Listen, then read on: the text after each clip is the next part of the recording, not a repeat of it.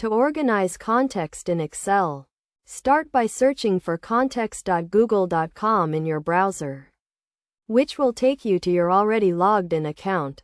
If you need to switch accounts, click on the profile icon at the top right-hand side of the screen. Next, click on the export icon, located beside the three dots, and select the Google CSV format to export the context. After clicking Export at the bottom right-hand side of the screen, open the downloaded Excel sheet by accessing your downloads and clicking on the exported file. This will open a Google spreadsheet, where you can view, edit, and organize your context as desired.